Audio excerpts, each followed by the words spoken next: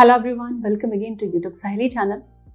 Recently कुछ ऐसे ढेर सारे मैसेजेस मिले जिसमें बहुत सारे फीमेल्स की प्रॉब्लम को सुन के बहुत दुख हुआ। 3 महीने से पहले मिसकैरेज हो तो संभावित कारण क्या हो सकते हैं, क्यों हो रहा है ऐसा? अगर किसी के साथ ऐसा होता है तो ये बहुत ही दुखद होता है, बहुत ही पेनफुल होता है। वापस से उनको अपनी जर्नी जीरो से स्टार्ट करनी होती है। तो हम बहुत कंसर्न है इस चीज़ के लिए और आपको कुछ इंपॉर्टेंट सलाह देना चाहेंगे जिसको कि आप ज़रूर फॉलो करें जब भी आप प्रेगनेंसी प्लान कर रहे हैं। आशा करती हूँ आप हमसे जुड़ चुके हैं, चैनल को सब्सक्राइब कर दिया है आपने, ताकि हमारे लेटेस्ट अपडेट आप तक रोज पहुँचते रहें। अर्ली प्रेगनेंसी में लॉस हो रहा है महिलाओं को, उसके लिए अप्रोच में कहाँ गलती हो सकती है, संभावित कारण क्या हो सकते हैं, उसको आज हम समझने की कोशिश करेंगे और आपको कुछ सलाह भी देंगे। जब भी आप प्रेगनेंसी प्लान करती हैं, कोई रेमेडी जैसे कि आपने लॉन्ग वाटर यूज़ किया, फेनल सीड वाटर, सौंफ का वाटर यूज़ किया, सौंफ का टी यूज़ किया, आपने अश्वगंधा लिया, आपने अच्छी डाइट फॉलो की, आपने एक्सरसाइज किया, बहुत ही अच्छी बात है। ये बिल्कुल प्रैक्टिकल चीज़ें हैं और इनको करने से आप एक बार नहीं हमेशा के लिए आप स्वस्थ रह सकती हैं और अपनी सेहत को मेंटेन करके रख सकती हैं। लेकिन प्रेगनेंसी प्लानिंग में एक बात बहुत इंपॉर्टेंट होती है कि जब भी आप बेबी प्लानिंग कर रहे होते हैं तब कुछ न्यूट्रिएंट्स बहुत ज़रूरी होते हैं आपकी प्रेगनेंसी को सेफ रखने के लिए, आपकी प्रेगनेंसी को मिसकैरेज में कन्वर्ट होने से बचाने के लिए। और सबसे इम्पॉर्टेंट चीज़ है फॉलिक एसिड।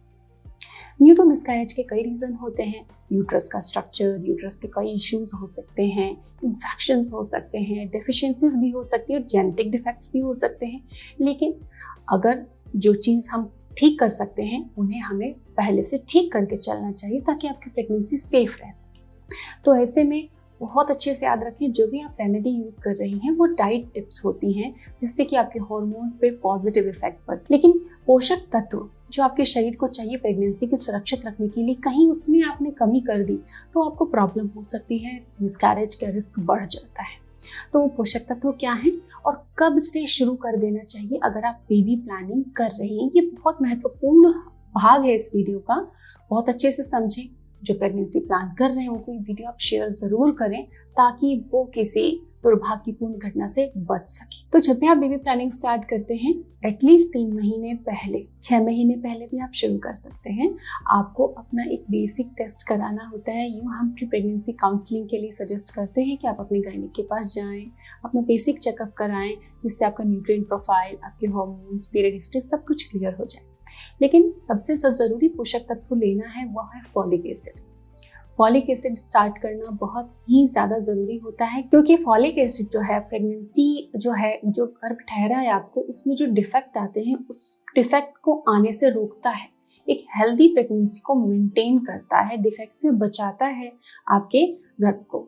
लेकिन अगर फॉलिक एसिड कम रहेगा तो क्या होगा, बच्चे में डिफेक्ट रहेगा और डिफेक्टिव प्रेगनेंसी को बॉडी की टेंडेंसी है कि वो खुद ही निकाल देती है और आपका पीरियड्स आ जाते हैं, ब्लीडिंग हो जाता है, आपको अबॉर्शन कराना पड़ता है, डीएनसी करानी पड़ती है, आपको हार्ट बीट नहीं आता है, मल्टीपल इश्यूज फेस करने पड़ते हैं।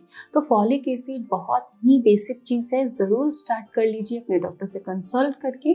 फॉलिक एसिड टैबलेट्स आप लेना शुरू कर दीजिए जिससे कि आप जब प्रेग्नेंट हो तो आपकी प्रेगनेंसी एक हेल्दी प्रेगनेंसी रहे, उसमें किसी भी तरीके का आपको रिस्क न रहे, परेशानी उठानी ना पड़े और आप अपनी प्रेगनेंसी को खूब अच्छे से एंजॉय कर सकें। फॉलिक एसिड तो सबसे पहली चीज़ हुई, लेकिन इसके अलावा महिलाओं में अगर या आपको बहुत कमजोरी रहती है या फिर सांस लेने में तकलीफ रहती है तो फिर आपको और थोड़ी समझदारी रखनी है और अपना आयरन का टेस्ट कराना है, हीमोग्लोबिन का टेस्ट जो कि बहुत कम पैसों में हो जाता है, कैल्शियम का टेस्ट कराना है, विटामिन D3 का टेस्ट कराना है। ये टेस्ट बहुत ज़रूरी है। इन सारे टेस्ट को करा लेने के बाद आपके डॉक्टर बहुत अच्छी तरीके से आपको सजेशंस दे पाते हैं, मेडिकेशन दे पाते हैं, सप्लीमेंटेशन दे पाते हैं, आपकी डाइटिशियन आपके लिए अच्छी डाइट डिज़ाइन कर पाती हैं और आपकी प्रेगनेंसी सेफ रहती है।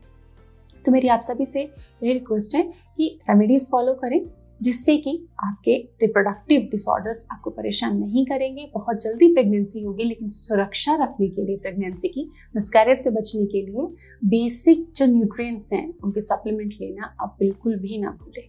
तो आशा करती हूँ हमारे जिन भी फॉलोअर्स के साथ ये चीज़ें हुई हैं वो अब वापस से सप्लीमेंटेशन स्टार्ट करेंगी, अच्छी डाइट के साथ, अच्छी एक्सरसाइज के साथ, और जल्दी ही उनको गुड न्यूज़ मिलेगी। Stay tuned, bye bye.